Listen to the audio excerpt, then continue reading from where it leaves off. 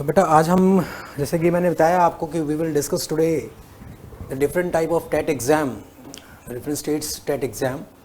तो किस तरह से उसमें टेट के एग्ज़ाम में हम लोगों का सिलेबस होता है, कंटेंट में क्या क्या डिफरेंसेस आते हैं। अगर हम सी टेट और एस टेट और यूपी टेट के बारे में बात करें तो सभी का, जैसे रीट हो गया हमारा राजस्थान में, तो स्टेट जो हम बात कर रहे हैं, मैं इसीलिए आपको स्टेट बोल रहा हूँ कि जो भी स्टेट लेवल का टेट होता है उसमें एक माइनर डिफरेंसेस क्या हैं और उनके अंदर कौन कौन से कॉन्सेप्ट्स को हम लोगों को लेना होता है, कैसे हम लोग उसको ओवरऑल उस पर फोकस करते हैं। मेनली दो चीज़ें हैं बेटा यहाँ पर जो हम बात करते हैं कि एक लैंग्वेज इसके अंदर आता है, तो फर्स्ट वन द लैंग्वेज।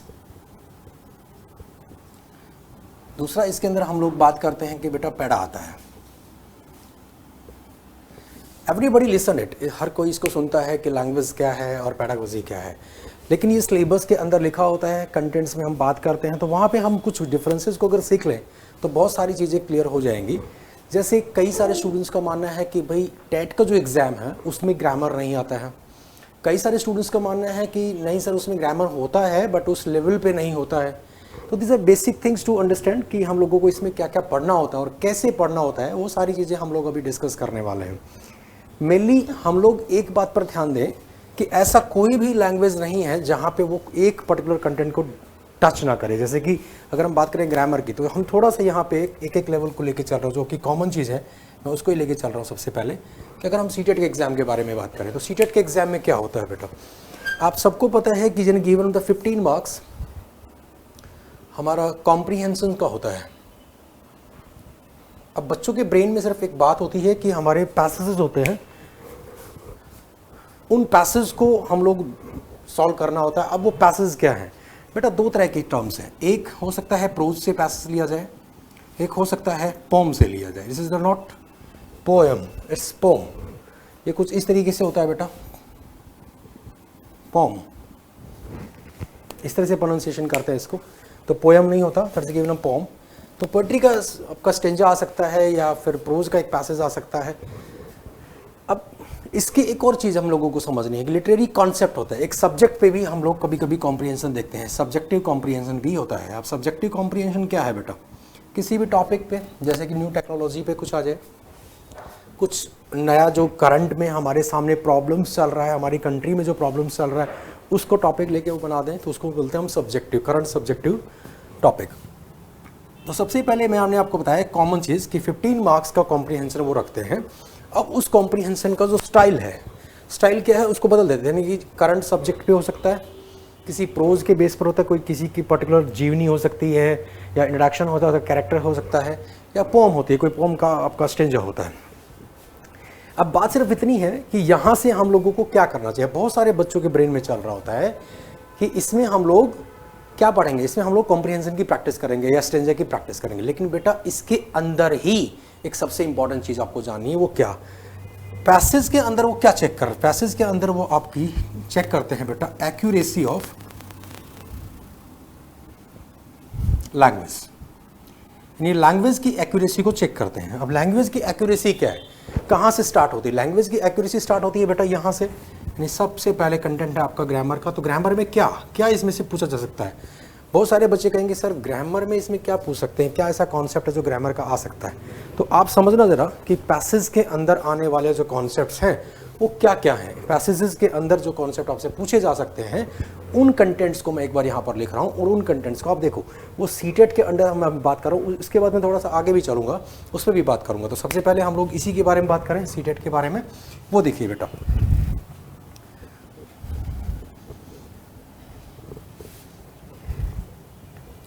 तो सबसे पहले ये है कि जो कॉम्प्रीहेंसिव कंटेंट है बेटा, यानी जो हमारे एग्जाम में कॉम्प्रीहेंशन कंटेंट्स होते हैं वो क्या होते हैं। सबसे पहले इसके अंदर होता है बेटा थीम ऑफ अ पैसेज, कि जो पैसेज लिखा गया है वो किस थीम पर है, ये हम लोगों को डिस्कस करना होता है, ये हम लोगों को बात करनी होती है, और इसी से ये पॉइंट हमारा सॉल्व होता है। सेकंड, इसी के अंदर बेटा पूछा जाता है पार्ट्स ऑफ स्पीच को। पार्ट्स ऑफ स्पीच मतलब क्या, just only introduction. Introduction, introduction का मतलब है एक या दो क्वेश्चन।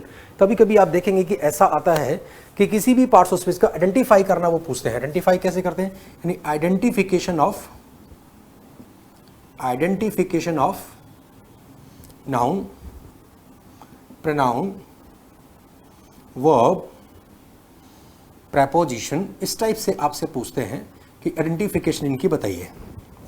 एडजेक्टिव, एडवर्ब, इस टाइप से बेटा।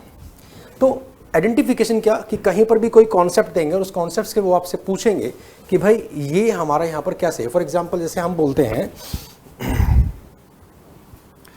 दिस इज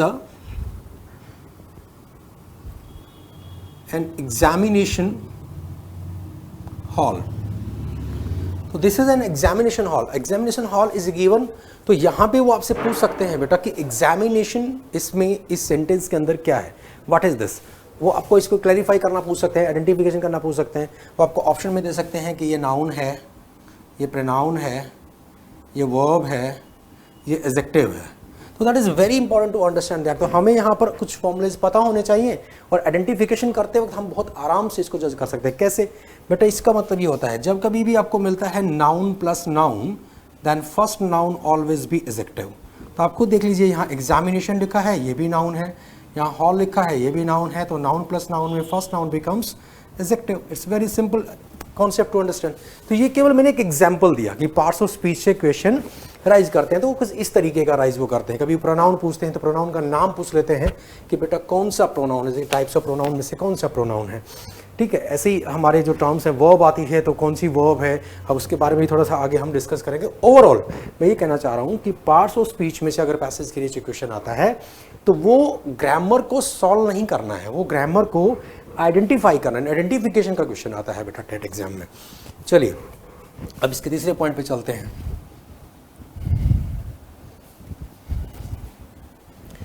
अब हम कुछ जैसे कॉन्सेप्चुअल चीज़ों पे बात करें तो कभी कभी हम लोगों को देखा गया है कि क्वेश्चन राइज होता है बेटा टाइप्स ऑफ सेंटेंसेस पे, यानी सेंटेंसेस का टाइप पूछा जाता है बेटा एग्जाम में। यानी ये क्वेश्चन भी आप पैसेज के नीचे मिल सकता है आपको। अब मैं जो सारा लिख रहा हूँ ओवरऑल हम लेके तो चल रहे हैं बेटा सीटेट को मेनली, यानी सीटेट हमारा फोकस है, लेकिन मैं ओवरऑल इंक्लूड कर रहा हूँ। अब कुछ चीज़ें इसमें इन्वॉल्व हो जाएंगी। जैसे कि हम बात करें एस्टेट की, तो एस्टेट में क्या होगा, एस्टेट में ये होगा कि ग्रामर को थोड़ा सा डिटेल में पूछ लेंगे, यानी वो फिर इन द ब्लैंक्स आपसे पूछ लेंगे ग्रामर का, यानी एप्लीकेशन पूछेंगे। आइडेंटिफिकेशन के साथ साथ एप्लीकेशन भी आ जाएगी। तो बस ये फर्क है। सीटेट इसलिए ले रहा हूँ क्योंकि वो कॉमन है, वो सब जगह पे कॉमन है। तो मेन थीम हमें उसका अगर समझ में आ जाता है तो बाकी चीज़ें उसमें हम लोग इन्वॉल्व कर सकते हैं। चलिए अब बात करते हैं टाइप्स ऑफ सेंटेंस। तो टाइप्स ऑफ सेंटेंस एग्जाम में पूछे जाते हैं कि कितने टाइप्स के सेंटेंस होते हैं। लिखकर आपसे वो पूछते हैं कि यह किस तरीके का सेंटेंस है। जैसे फॉर एग्जांपल एक बार एग्जाम में पूछा जाए अगर आपसे why you are doing this, वो इसको ऐसे करके पूछेंगे बेटा आपसे और पूछेंगे ये किस टाइप का सेंटेंस है। अब जैसे हमारे ब्रेन में क्या चल रहा होता है बेटा, हमारे ब्रेन में चल रहा होता है कि जहां WH फैमिली वर्ड है वो क्या है, हमारा इंट्रोगेटिव है, इंट्रोगेशन है। लेकिन इंट्रोगेशन का बहुत बेसिक से रूल से भी आप समझिए कि इंट्रोगेशन क्या है। इस सेंटेंस को पढ़ने के बाद आपको पता चलेगा इट इज़ नॉट आस्किंग, बेटा ये आस्किंग नहीं है, ये नहीं पूछ रहा है, इट इज़ अ टेलिंग, ये बता रहा है। तो ये सेंटेंस जो है इंट्रोगेशन में नहीं आएगा। और इसका एक फॉर्मूला भी है, वो आपको याद रखना है कि जब भी WH फैमिली वर्ड आप लिखेंगे, WH फैमिली वर्ड के जस्ट बाद अगर आपको सब्जेक्ट पहले और हेल्पिंग वो बाद में मिलता है दैट इज सिंपल सेंटेंस। और अगर आपको WH फैमिली वर्ड हेल्पिंग वो पहले और सब्जेक्ट बाद में मिलता है तो बेटा that is the question statement. तो आपको ये बहुत ध्यान से देखना है। तो इसी तरीके से इस सेंटेंस को क्या कहा जाता है बेटा, इस सेंटेंस को कहा जाता है असर्टिव और अफर्मेटिव। तो इस टाइप से वो आपको टाइप्स ऑफ सेंटेंसेस पूछेंगे। जब हम डिटेल में इसको पढ़ते हैं तो हम बताते भी हैं कि कितने टाइप के सेंटेंसेस हैं, कैसे उनको पहचानेंगे। तो इसी तरीके के एग्जाम्पल लेके मैं आपको बता रहा हूँ कि क्वेश्चन कैसे राइज हो सकता है। Clear that. इसके अलावा पैसेज के नीचे जो क्वेश्चन वो राइज कर सकते हैं या पोम के नीचे जो क्वेश्चन राइज कर सकते हैं और क्या होता है वो भी देखिए।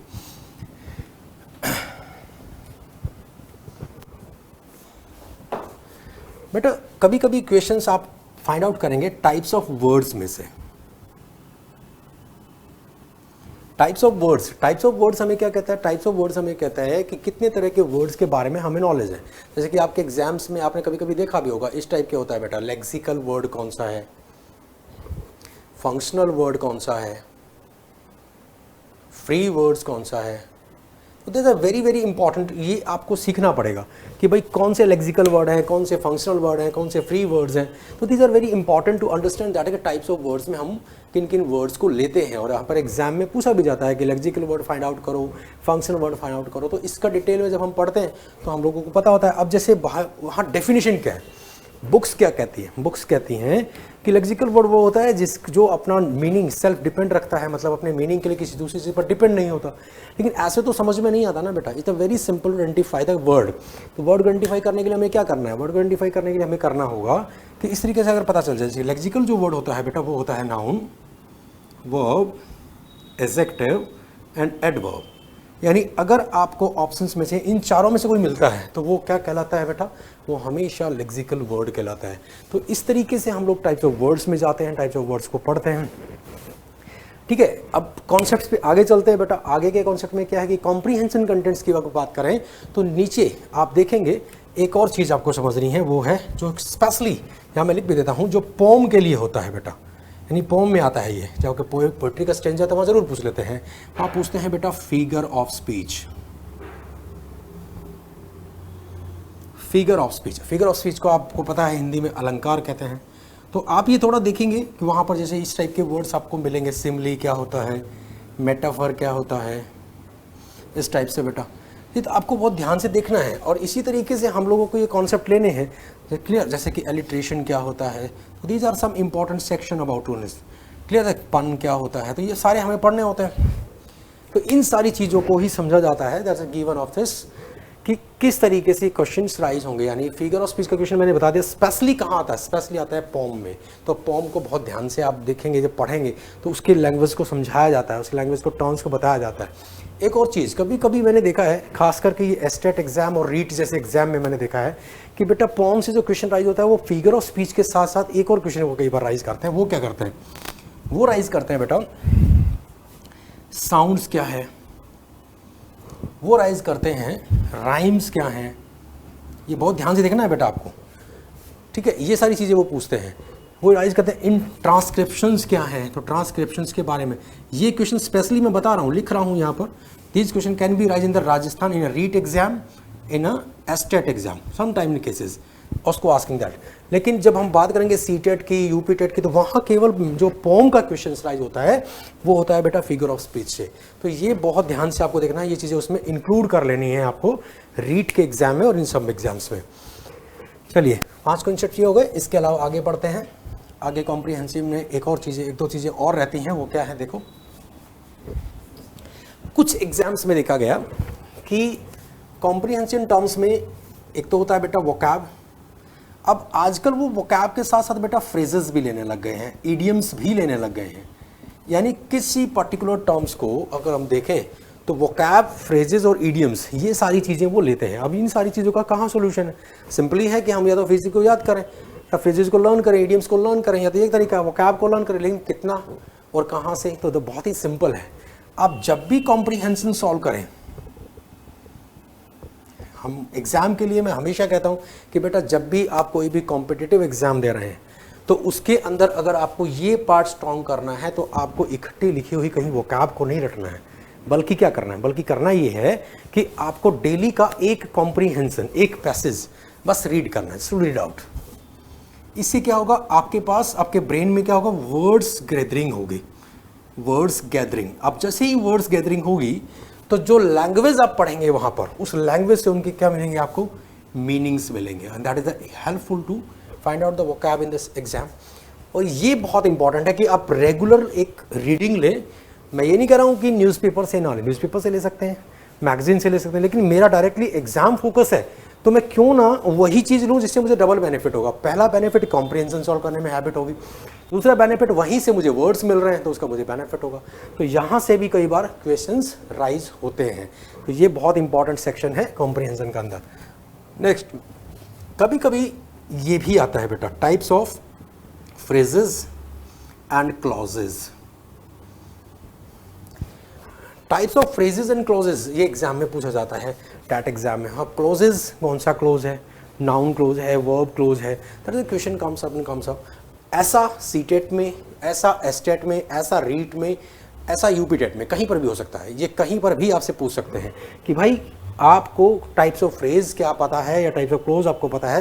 सबसे पहले हमें डेफिनेशन पता होनी चाहिए, फिर उनके टाइप्स के बारे में पता करनी चाहिए।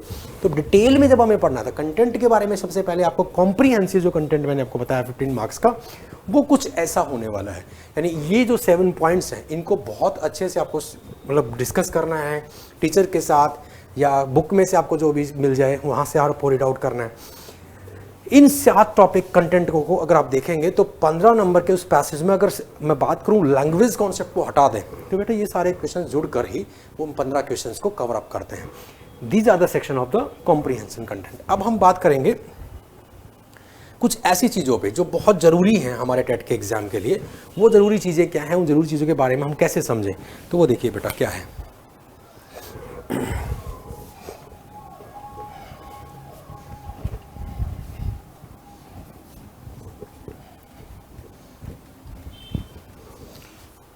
बेटा सबसे पहले अब मैं आपको एक चीज़ बताना चाहता हूँ जो बहुत ही ज़्यादा कंफ्यूजिंग भी है और बहुत ही ज़्यादा एक तरह से देखा जाए अगर उसको ध्यान से पढ़ें तो इंटरेस्टिंग भी है। स्कूल टाइम में हम लोगों को ग्रामर पढ़ा दी जाती है, इंग्लिश के ये सारे वर्ड्स जो मैंने लिखे हैं जैसे कि वोकैब लिखा है, पार्ट्स ऑफ स्पीच लिखा है, इन सारी चीज़ों के बारे में हमें कुछ ना कुछ नॉलेज भी रहती है। लेकिन सबसे इम्पॉर्टेंट चीज़ है कि ये जो पैडागोजी वर्ड आता है ये हम केवल टेट एग्जाम में हमने सबसे पहले सुना कि भाई टेट के एग्जाम में पैडागोजी कोई कंटेंट होता है। अब इस कंटेंट को कैसे समझना है बेटा, पैडागोजी क्या है, ये एक तरह से पैटर्न है। हम ये कह सकते हैं अध्ययन करना है हमें, स्टडी करना है हमें। किस चीज़ की स्टडी करना है? Study of 2 things. First learning की स्टडी करना है, सेकंड टीचिंग की स्टडी करना है। अब मैं आपको एक बहुत ज़रूरी चीज़ बताने जा रहा हूँ, वो सुनना बेटा आप। देखिए जब हम पैडागोजी करने चलते हैं ना तो बेटा वहाँ पे बहुत सारे टीचर्स हमें मिलेंगे जो बने बनाए रटे रटाए उन कॉन्सेप्ट्स के बारे में बात करेंगे, आपको पढ़ाएंगे जो बुक्स में लिखे हैं, सिलेबस की थ्योरी में लिखे हैं, और वहाँ से हम लोग उन कंटेंट पे बात भी करेंगे। लेकिन मैं सिर्फ यहाँ पे एक ही चीज़ से स्टार्ट करना चाह रहा हूँ, वो ये कि भाई पैडागोजी क्या है। ये 2 चीज़ों का एक कॉम्बिनेशन है, लर्निंग का और टीचिंग का। तो स्टडी ऑफ लर्निंग क्या है? स्टडी ऑफ लर्निंग का मतलब है आपको सोचना है thinking of brain in school as a student.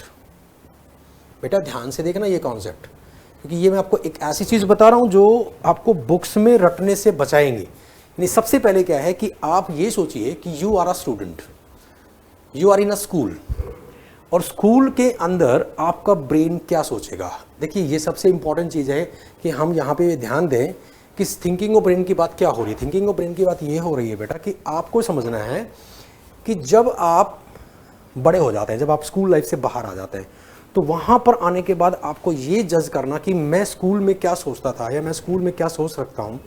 तो वहाँ पे एक बच्चे की तरह सोचना है कि स्कूल में अगर मैं होता तो मेरे साथ क्या क्या प्रॉब्लम्स होती, मेरे साथ क्या क्या मेरे ब्रेन में क्वेश्चंस होते, कैसे सॉल्व होता, क्या क्या एक्टिविटीज़ होती, वो सारी चीज़ें एज अ स्टूडेंट आपको सोचना है एग्जाम में जब आप पैडागोजी सॉल्व कर रहे हैं। सबसे पहला पॉइंट। दूसरा सेम रहेगा, thinking of brain in school as a teacher.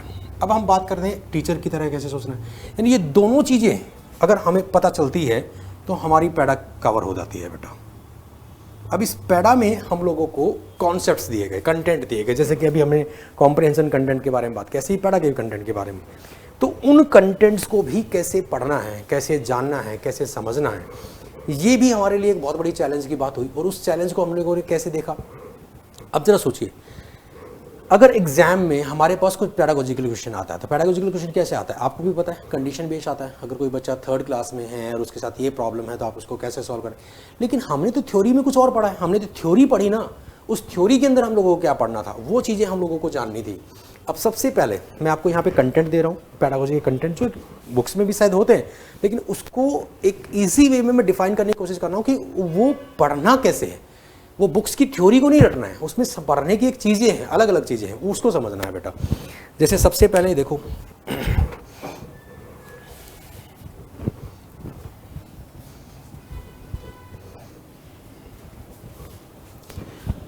अगर हम एक छोटे से कॉन्सेप्ट पे बात करें, वो ये है बेटा कि पैडागोजी के अंदर पहला कॉन्सेप्ट होता है, उसी का नाम होता है बेटा, आप देखेंगे, language.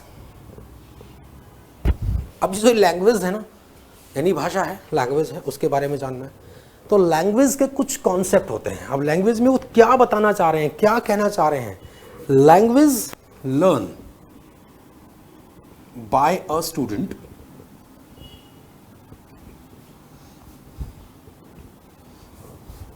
Language taught by a teacher.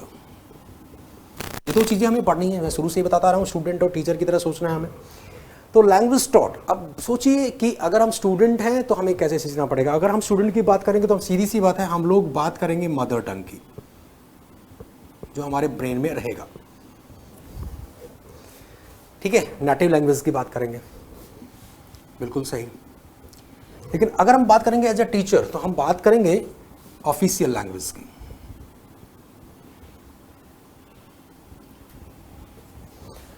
अब यहां से मैं कुछ और निकाल के ला रहा हूं, वो समझना आप क्या है। आपने दो शब्द पढ़े हैं बुक्स में और वो दोनों शब्दों का मीनिंग यहां मैंने लिखा है। आपने एक शब्द पढ़ा है बेटा, दैट वर्ड इज एक्विजिशन, पढ़ा है। आपने दूसरा शब्द पढ़ा है बेटा, लर्निंग। तो एक्विजिशन और लर्निंग, तो एक्वायर करना, यानी अब खुद सोचना, without norms whatever we have learned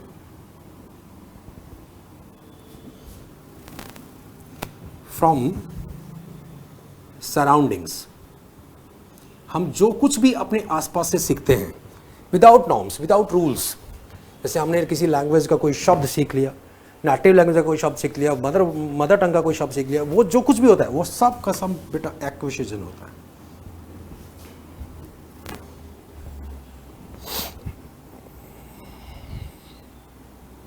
ठीक है, आपको ध्यान देना। अब एक्विजिशन ठीक है, आपने ले लिया। अब इसके बाद बनता है बेटा आपका कॉन्सेप्ट है लर्निंग। तो जहां आप बात करते हो लर्निंग की, तो लर्निंग में आपको क्या करना है, आपको लेना है नॉर्म्स को। Norms will create the learning. Rules, किस भाषा के क्या क्या रूल्स होते हैं। तो लैंग्वेज में जो तीन चीजें आती हैं वो इसके तीन बिहेवियर पर डिपेंड करती है। फर्स्ट, लैंग्वेज का नेचर कैसा होता है, यानी इंग्लिश लैंग्वेज पढ़ रहे हैं तो इसका नेचर कैसा है, हिंदी लैंग्वेज पढ़ रहे हैं तो इसका नेचर कैसा है। दूसरा, लैंग्वेज की प्रिंसिपल्स कैसे होते हैं, लैंग्वेज के प्रिंसिपल्स कैसे होते हैं। तीसरा, लैंग्वेज के एम्स क्या होते हैं। तो ये जो तीनों चीज़ें हैं ये हमारी थ्योरी में दी होती हैं, और जो ये वाली चीज़ें हैं ये हमें पढ़नी होती हैं, समझनी होती है कि भाई नॉर्म्स के आधार पे, अब नॉर्म्स क्या क्या हैं, रूल्स हैं, ग्रामर है, ये है, वो मेथड है, अप्रोच है, सब वो सब मिला के ये सब नॉर्म्स बनाते हैं। लेकिन अगर हम विदाउट नॉर्म्स जो कुछ भी हमारे पास है वो सब एक्विजिशन है। तो लैंग्वेज में ये सारा कॉन्सेप्ट, जो पहला कॉन्सेप्ट मैंने बताया पैडागोजी का, वो है बेटा लैंग्वेज। और लैंग्वेज को कुछ इस तरीके से हम लोगों को पढ़ना होता है, यानी पैडागोजी के टर्म्स पे अगर बात करें। तो अब बात करते हैं इसके दूसरे कंटेंट पे। दूसरा कंटेंट होता है बेटा पैडागोजी में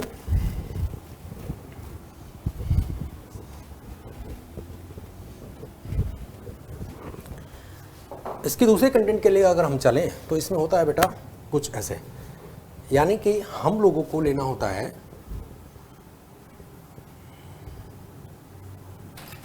टाइप्स ऑफ वर्ब्स।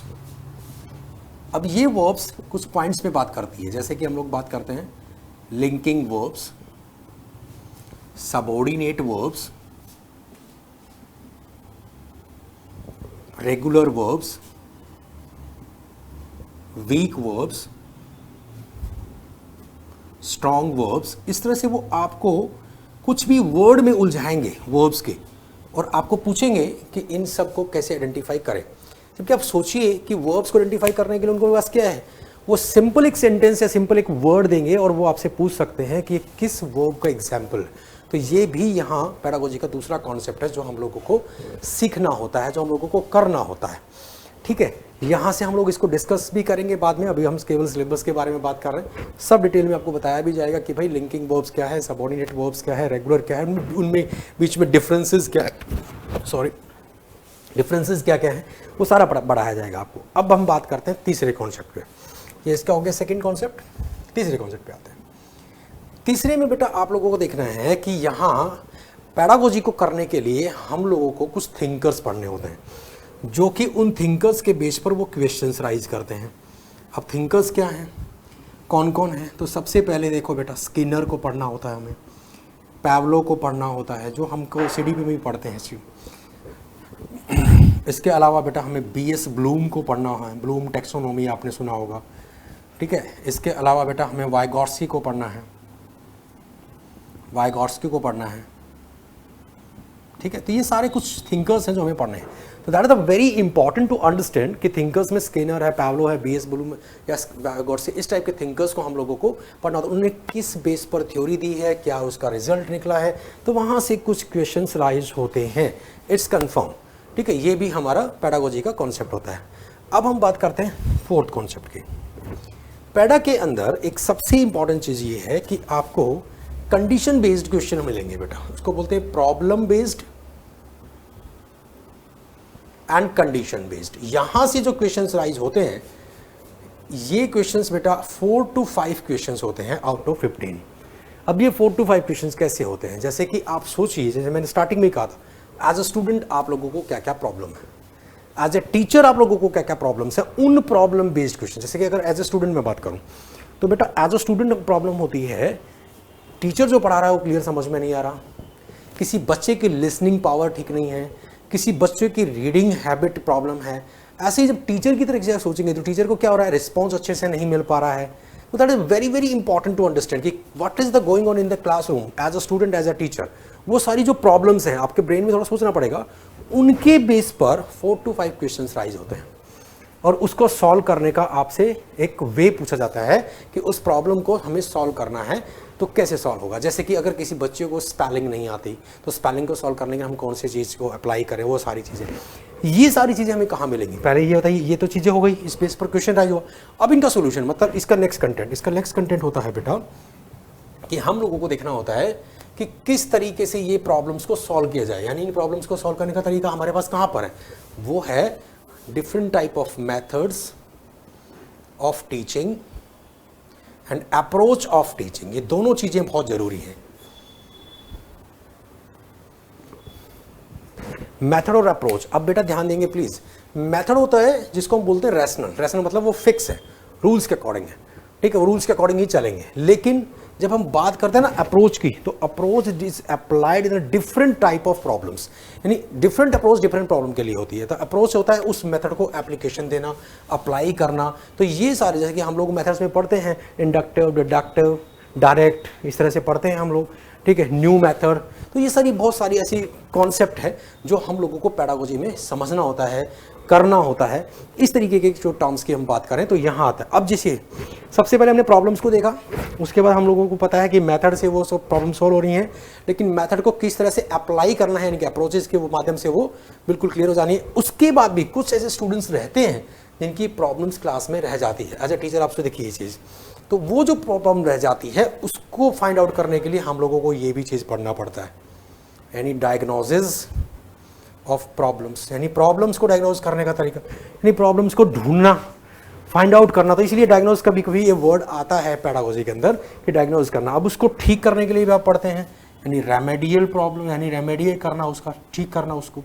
तो ये सारे दोनों कॉन्सेप्ट भी रहते हैं इसी सेक्शन के अंदर, 4 to 5 से लेकर 3-4 कॉन्सेप्ट इसके अंदर इन्वॉल्व रहते हैं। अब बात करेंगे हम एक अलग कंटेंट की, जो नेक्स्ट कंटेंट इस पेडागोजी में होता है।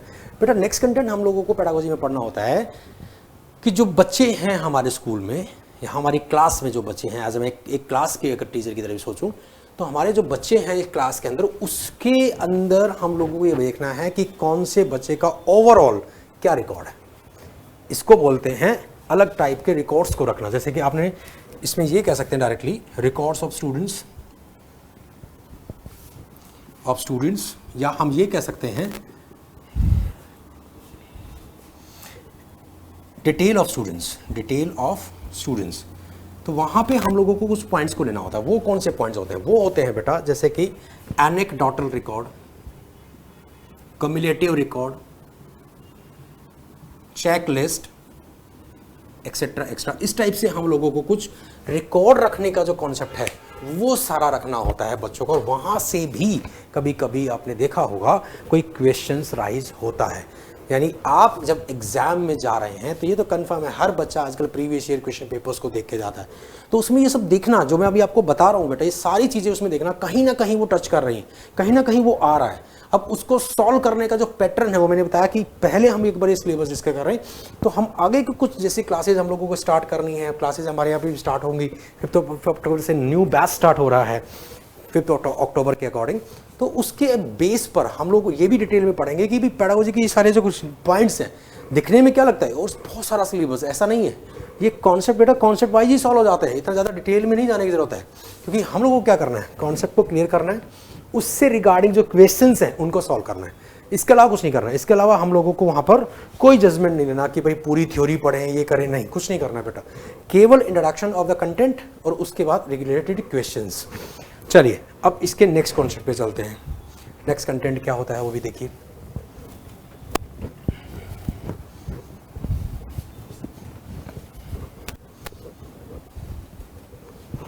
तो पैडा के अंदर जो नेक्स्ट क्वेश्चन आपका राइज होता है, पैडा के अंदर नेक्स्ट पॉइंट आपका याद राइज हो सकता है, वो हो सकता है बेटा, आप देखिए एक सेक्शन आता है, उस सेक्शन के अंदर हम लोगों को एक बात को समझना है कि पैडा अपने आप में एक टीचिंग स्टाइल को बताता है। तो टीचिंग स्टाइल हम लोगों को क्या है, टीचिंग स्टाइल हम लोगों को ये देखना है कि हर एक टीचर का स्टाइल पढ़ाने का अलग होता है, समझाने का अलग होता है, तो उसके अंदर एक सेक्शन जो ओवरऑल मैंने खुद से बनाया है, जो सिलेबस में कभी कभी आप देखेंगे नहीं मेंशन है, वो मैं खुद देखता हूँ, लेकिन वहाँ से बेटा क्वेश्चन जरूर आते हैं। वो पॉइंट क्या है, उस पॉइंट को आप समझिए, 7 नंबर पॉइंट जो है पैडा का, वो भी बड़ा इंपॉर्टेंट पॉइंट है, वहाँ से क्वेश्चन जरूर आता है। अब देखो क्या होता है वो, देखिए जब हम बात करते हैं लैंग्वेज की, तो वहाँ पर एक सेशन निकल के आता है, वो आता है रिकॉर्ड का, रिकॉर्ड ऑफ वर्ड्स। हम वर्ड्स की बात करेंगे अब। रिकॉर्ड ऑफ वर्ड्स का मतलब ये है कि आप इन शॉर्ट फॉर्म कह सकते हो कि पैडा के अंदर ना कुछ ऐसी चीज़ें पूछ ली जाती हैं, कुछ ऐसा शब्द पूछ लिया जाता है इसका मीनिंग हमें कभी बार क्लियर नहीं होता। जैसे ही मैं आपको बताता हूँ, word is a prompt. What is prompt? अब आपको पता तुरंत होने वाला, प्रॉम्प्ट इज एक्शन। तो प्रॉम्प्ट के अंदर क्वेश्चन आ जाएगा, या एक और सेक्शन है जो हम बोलते हैं रिकॉर्ड ऑफ वर्ड्स, इसमें कभी कभी ना एक डायलॉग्स क्वेश्चन आते हैं, डायलॉग क्वेश्चन से आते हैं, उसमें वो ग्रामर कम्युनिकेशन दोनों चीज़ें चेक कर रहे होते हैं। जैसे कि ए ने कुछ कहा, बी ने रिप्लाई किया, फिर ए ने रिप्लाई किया, इस तरीके से। तो वहाँ वो पूछते हैं who is wrong, who is wrong, कौन गलत है। तो ये कम्युनिकेशन पे डिपेंड क्वेश्चन होता है, इसको भी बोलते हैं रिकॉर्ड ऑफ वर्ड्स। यानी आपको ये ध्यान रखना है कि एक क्वेश्चन वहाँ पर ऐसा राइज हो सकता है पैडा से, जो कि आपको समझना है अच्छे से कि भाई यहाँ पैडा में हम लोग क्या क्या रखें, क्या क्या लें। सबसे इंपॉर्टेंट चीज़ जो मैंने अभी दोनों चीज़ें आपको बताई हैं, इन दोनों चीज़ों के अंदर मैंने आपको ये बताया कि ओवरऑल हमारा जो इंग्लिश में टैट के अंदर जो सिलेबस होता है, चाहे वो सीटेट है, स्टेट है, या हम लोग रीट वगैरह को लेते हैं, वो ये सिलेबस होता है। अब हम बात करते हैं अगर remaining of the CTET exam, यानी अगर अदर स्टेट के एग्जाम्स को बात करें, तो वहां पर हम थोड़ा सा फोकस कर लेते हैं। अब देखिए,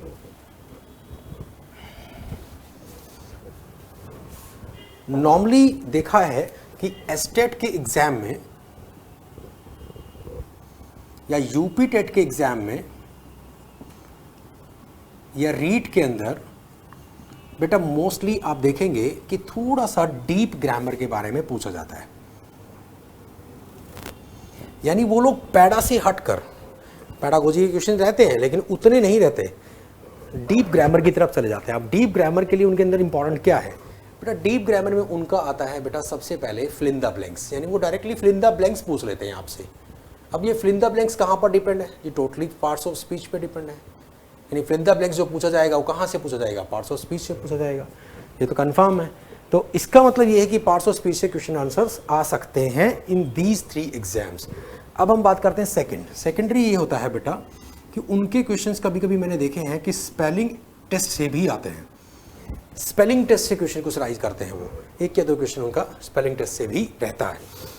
अब हम एक और बात करें जो कि हल्की पैडागोजी की बात करें, हालांकि वो सीटेट में भी है, मैंने उसको हल्का पुश नहीं किया, लेकिन अभी यहाँ पर देख लीजिए आप, वो एक एग्जाम होता है, एक वर्ड होता है बेटा असेसमेंट। ये बहुत ही कंफ्यूजिंग वर्ड है। आज तक अगर हम देखें तो बच्चों को ना ये चीज़ समझ में नहीं आ रही है कि असेसमेंट क्या होता है। यानी असेसमेंट के अंदर वो क्या लेते हैं? टेस्ट लेते हैं, टेस्ट की बात कर रहे हैं, एग्जाम की बात कर रहे हैं, ठीक है, तो अब बेटा ध्यान देना प्लीज, बात बिल्कुल वही है, एग्जाम और असेसमेंट एक ही बात है, लेकिन अब आपको समझना है जो बच्चों के ब्रेन पर क्रिएटिविटी को बनाता है, जो बच्चों के ब्रेन को क्रिएटिविटी की बात करता है, क्रैम की बात नहीं करता। फॉर एग्जांपल एक क्वेश्चन पेपर आया, उस क्वेश्चन पेपर का आंसर कर रहे हैं बच्चे, अब बच्चा उस क्वेश्चन के आंसर को रट के लिख रहा है, तो वो क्या बन गया? एग्जाम। ठीक है, वो एग्जाम दे रहा है, वो रट के लिख रहा है, कैसे लिख रहा है, हम केवल उसके आंसर के ऊपर ही फोकस करते हैं। लेकिन बात करें अगर असेसमेंट की, तो असेसमेंट में क्या होता है, केवल पेन और पेपर नहीं होता बेटा, असेसमेंट में ओवरऑल उसका एवेल्युएशन होता है। उस एवेल्युएशन को देखना होता है कि किस तरीके से हम असेसमेंट को सॉल्व करें, कंप्लीट उसको क्रिएटिविटी तरीके से। जैसे एक बच्चे को कहा जाएगा कि आप थ्रस्टी क्रो, बहुत ही सिंपल ले रहा हूँ मैं, थ्रस्टी क्रो पर एक स्टोरी लिखो, तो स्टोरी अगर वो लिखेगा तो रट के लिखेगा। लेकिन अगर वो कहेगा कि थर्स्टी क्रो की स्टोरी जनरेट करनी है आपको खुद ऑन द स्पॉट, तो वो क्या हो रहा है बेटा? वो असेसमेंट ऑफ मार्किंग हो रहा है, असेसमेंट ऑफ मार्किंग। अब क्लियर हो गया बेटा असेसमेंट ऑफ मार्किंग क्या होता है? अब हम बात करते हैं जो सीटेट एग्जाम में भी है और इन तीनों में भी एक और ओवरऑल चीज, वो है बेटा नोट। बहुत इंपॉर्टेंट बेटा, नोट मेकिंग और note taking, this three. Note making और नोट टेकिंग बहुत ही इंपॉर्टेंट कॉन्सेप्ट है। नोट मेकिंग क्या है और नोट टेकिंग क्या है? देखो, सबसे ज़रूरी चीज़ यहाँ पर हम एक चीज़ को समझ लें कि बेटा जब हम पढ़ा रहे होते हैं और जब हम पढ़ रहे होते हैं तो दो तरह के पॉइंट्स हैं।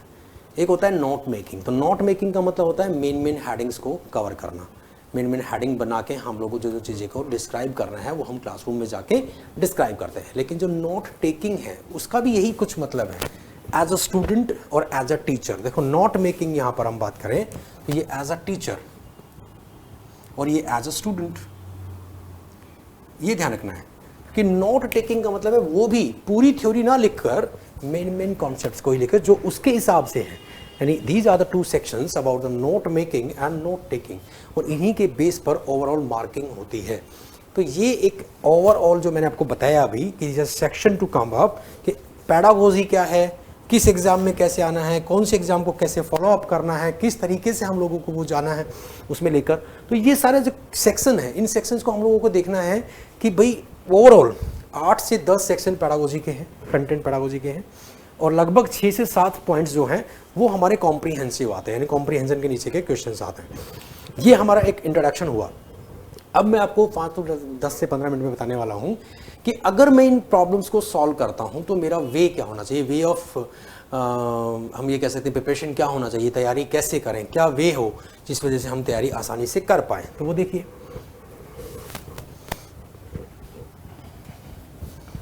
शेड्यूलिंग क्या रहेगी बेटा, उसको बहुत ध्यान से देखेंगे। अब आप बेटा किसी भी टेट को एग्ज़ाम को अगर आप फेस करना चाहते हैं, आपको लग रहा है कि मुझे अभी कोई भी टेट एग्ज़ाम देना है, तो सबसे पहले आपको क्या शेड्यूलिंग होनी चाहिए बेटा? डेली का फर्स्ट, डेली आपको करना है daily comprehension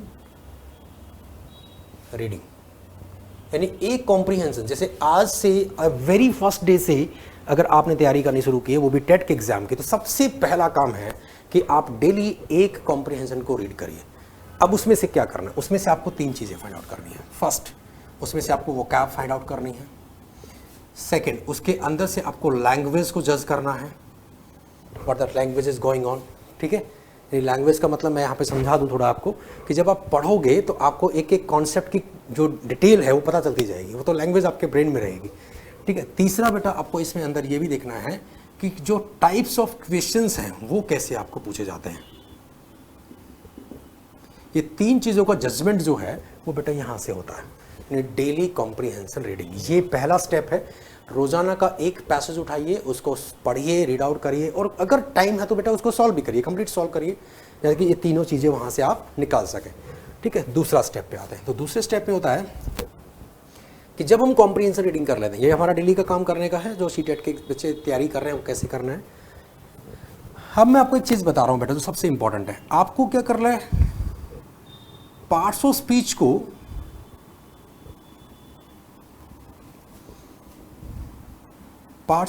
practice as introductory इन कॉम्प्रीहेंशन, यानी कि जो पैसेज आपने पढ़ा, जो आप पैसेज रीड कर रहे हैं, उसके अंदर जैसे मैं आपको एक एग्जांपल लेके भी बताऊंगा इसमें क्या करना है, उसके अंदर क्या करना है। जैसे पैसेज में कहीं लिखा हुआ है बेटा ऐसे, देयर इज अ सिचुएशन, इस टाइप से लिखा हुआ है कुछ भी आगे सेंटेंसेस, तो आपको करना ये है कि हर एक लाइन पे जैसे जितना आप कर सकते हैं, जरूरी नहीं है कि हर सेंटेंस को, जितना आप कर सकते हैं, 1 sentence 2 sentence 5 sentence 10 sentence 20 sentence, practice होनी है उसके वहाँ पर, उन सभी वर्ड्स के नीचे लिख देना है कि ये क्या है। जैसे ये प्रोनाउन है, this is verb, this is articles, this is noun. तो अगर ये आइडेंटिफिकेशन आप पार्ट्स ऑफ स्पीच का कर पा रहे हैं उन्हीं सेंटेंसेस, उन्हीं लाइनों में जो कॉम्प्रिहेंशन आप पढ़ रहे हैं, तो बेटा आपका जो identification of part of speech है वो बहुत स्ट्रांग हो जाएगा। और सबसे इंपॉर्टेंट चीज़, कई बार ऐसा होगा कि हम लोग को पता ही नहीं चल रहा, उसको सर्कल करिए। अपना जो भी रिलेटेड टीचर हैं या जहाँ भी आप पढ़ रहे हैं, तो बेटा वहाँ पे आप डिस्कस करिए कि सर ये थोड़ा प्रॉब्लम है, इसको बताइए कि क्या है, ग्रामर का कौन सा टॉपिक है, पार्ट्स ऑफ स्पीच का कौन सा टॉपिक है। ये वर्ड के according identification of parts of speech आपको आना चाहिए। ये सेकंड कॉन्सेप्ट है जो टेट के बच्चे हैं वो बहुत ध्यान से करें, इसको बहुत ध्यान से समझें, ठीक है। अब हम तीसरे स्टेप पे जाते हैं। तीसरे स्टेप पे क्या है बेटा, आपको पेडागोजी जो पढ़नी है, जो मैंने आपको बताया, तो सबसे पहले पेडागोजी में आपको क्या करना है। सबसे पहले पेडागोजी के अंदर आपको बेटा थिंकर्स को पढ़ना है। फर्स्ट स्टेप है थिंकर्स पढ़िए, उसके बाद बेटा मेथड्स पढ़िए, उसके बाद बेटा असेसमेंट्स के बारे में पढ़िए, उसके बाद बेटा रिकॉर्ड्स के बारे में पढ़िए। ये एक सीरीज है जिस सीरीज से आपको तैयारी करनी है, यानी दैट्स अ फर्स्ट सेक्शन। अब ये जो मैं थिंकर्स मैंने बोला इसलिए बोला क्योंकि बेटा सीडीपी में भी पढ़ते हैं आप, सीडीपी के अंदर भी थिंकर्स होते हैं, वही थिंकर्स की थ्योरी है, बट वो इंग्लिश में आपको लानी है, टेक्सोनॉमी लानी है, जैसे बीएस ब्लूम की, तो वो भी पढ़नी है वहाँ पर। तो these are the some sections कि ये पॉइंट्स आपको वहाँ पर पढ़ने हैं, तो these are the one section to comes up. ये 3 चीज़ें आपको अपनी तैयारी में रेगुलर रखनी है। रेगुलर मतलब इस तरीके से कि हल्का सा आप इसके एक ये तो डेली करना ही है, इसके बाद हल्का सा इसके बारे में भी हम लोग वहाँ पे प्रैक्टिस करते रहे, साथ साथ प्रैक्टिस करते हुए चले, आइडेंटिफाई कर पाएँ अच्छे से। और तीसरा मेनली जो आपको पढ़ना है वो ये कि इस सीरीज से इसको पढ़ते हुए जाना है, जो कि टोटल ओवरऑल कॉन्सेप्ट मैंने आपको पहले ही दे दिया था कि ओवरऑल कॉन्सेप्ट हमारा क्या है, किस तरीके से हम ओवरऑल कॉन्सेप्ट करेंगे। तो ये आपको बहुत ध्यान से देखना है क्योंकि इंपॉर्टेंट चीज़ है।